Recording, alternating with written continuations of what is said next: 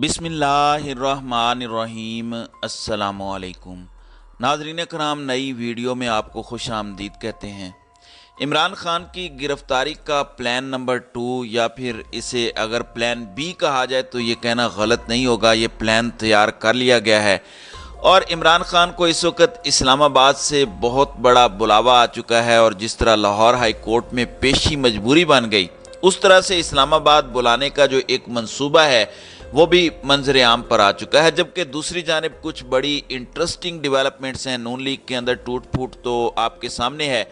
अब उसमें एक बहुत बड़ी बगावत हुई है और उसके साथ ही साथ इससे पहले बगावत करने वाले शाहिद खाकान अब्बासी को निशाने इबरत बनाने का फैसला कर लिया गया है और अब्बासी साहब के वारंट गिरफ्तारी भी जारी किए गए। ये इंतहाई इंटरेस्टिंग डेवलपमेंट है। जबकि दूसरी जानिब चेयरमैन नैब की टांगें कांप उठी हैं और इमरान खान का अब रास्ता साफ होता जा रहा है। और चेयरमैन नैब का जो इस्तीफ़ा आया है उसमें किस तरह सिकंदर सुल्तान राजा के लिए बहुत सी निशानियां हैं, ये सारी की सारी डेवलपमेंट्स एक एक करके मैं आपके सामने रखता हूं।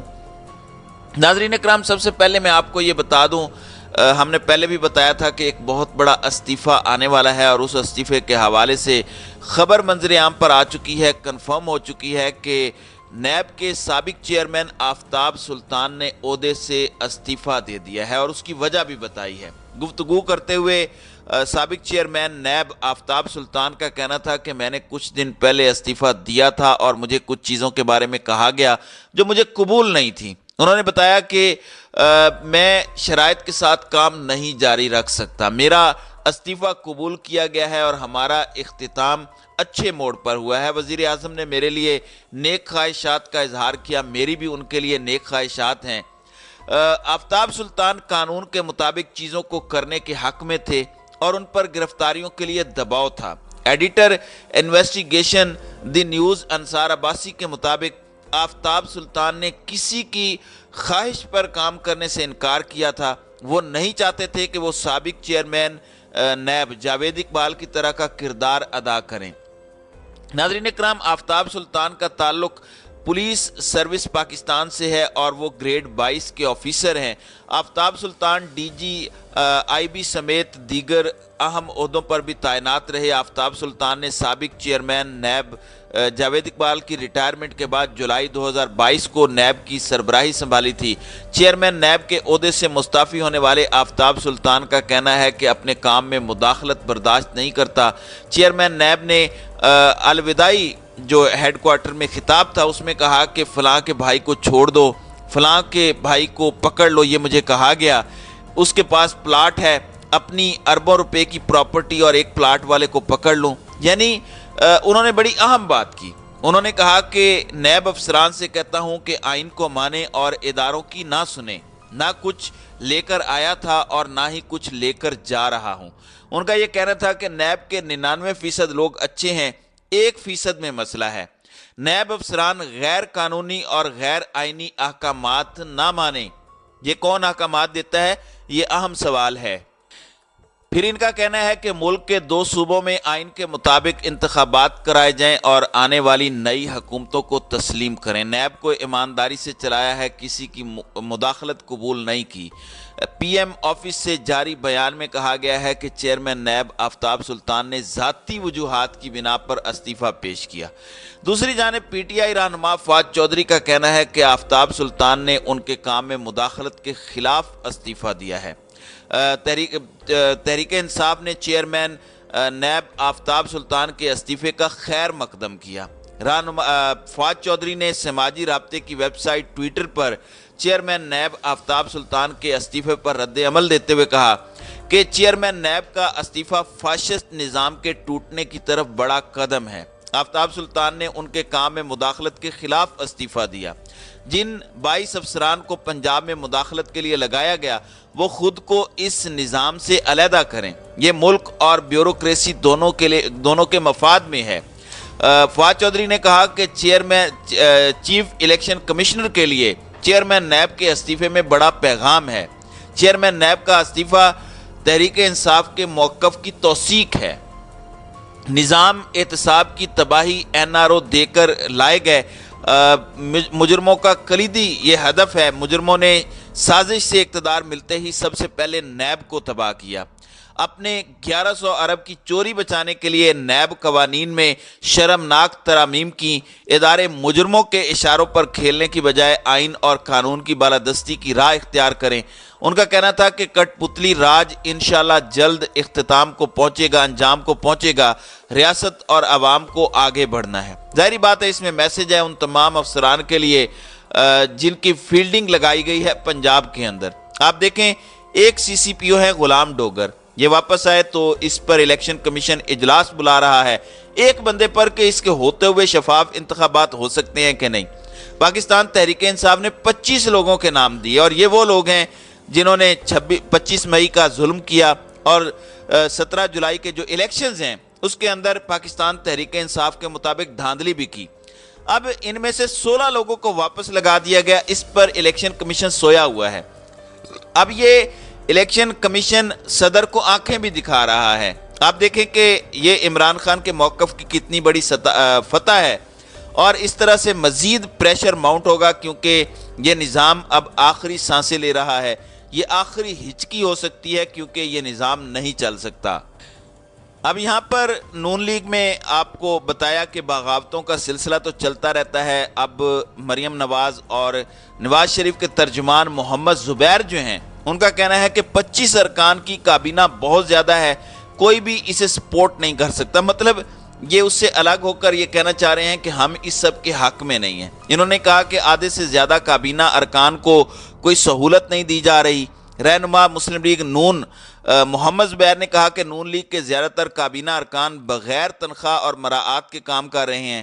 ان کا کہنا ہے کہ ہم سمجھتے ہیں کہ امیروں کو زیادہ بوجھ برداشت کرنا چاہیے، آئی ایم ایف بھی یہی چاہتا ہے کہ امیروں پر ٹیکس لگایا جائے۔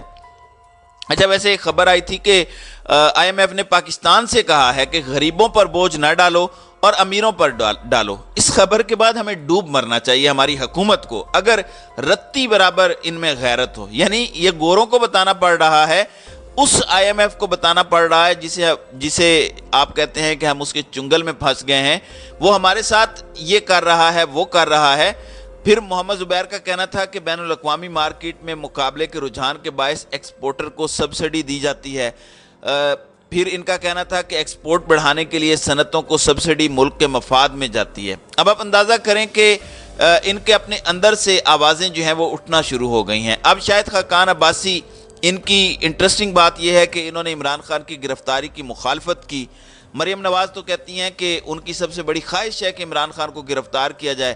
2 دن قبل ایک کنونشن ہوا، اس میں مریم نواز نے انہیں اپنی سیٹ دے دی۔ ظاہری بات ہے یہ غصے میں ہے اور مریم کو یہ اپنا لیڈر نہیں مانتے اور اس چیز کی وجہ سے اپنے عہدے سے بھی یہ استعفیٰ دے چکے ہیں۔ انہوں نے وہاں پہ کھڑے ہو کر پھر یہ بات کی کہ عمران خان کو گرفتار نہیں کرنا چاہیے۔ اس طرح کی بات کرنے والے کا کیا انجام ہونا چاہیے، وہی جو اب ان کے ساتھ ہو رہا ہے۔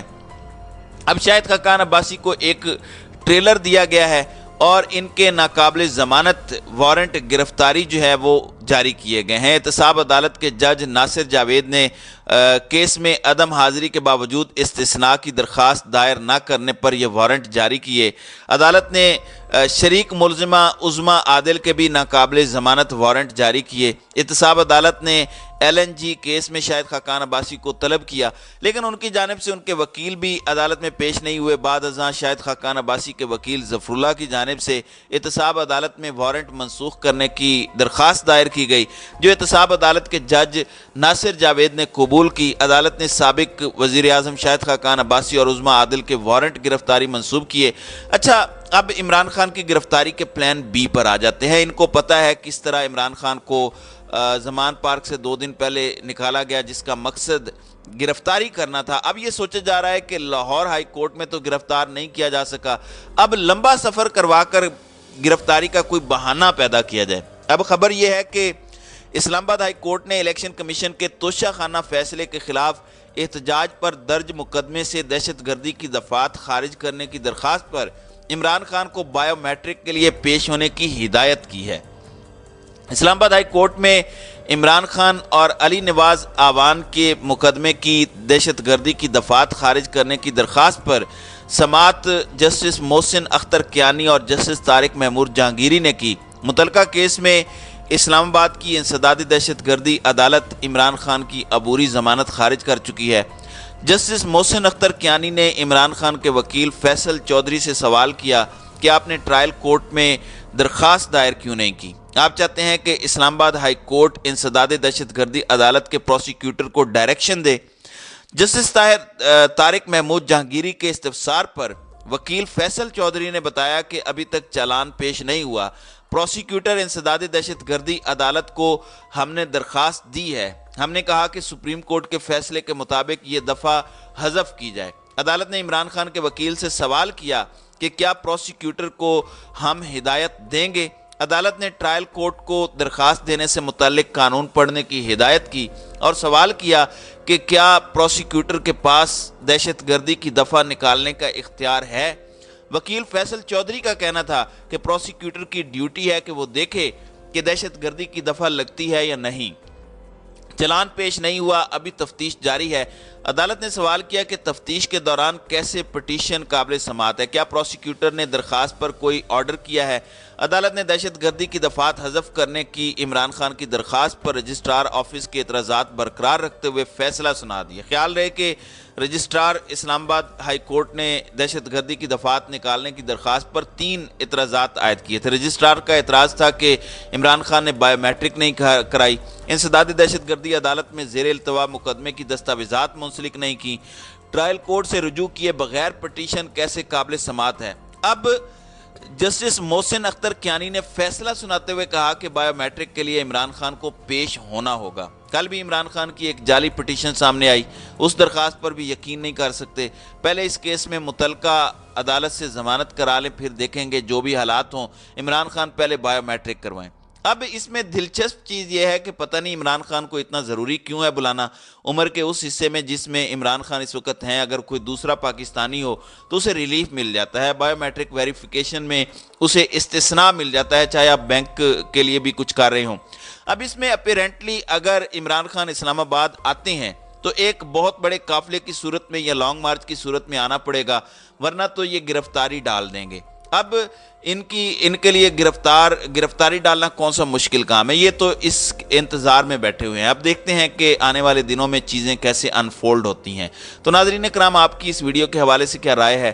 अब अपनी राय का इजहार कमेंट सेक्शन में ज़रूर कीजिएगा।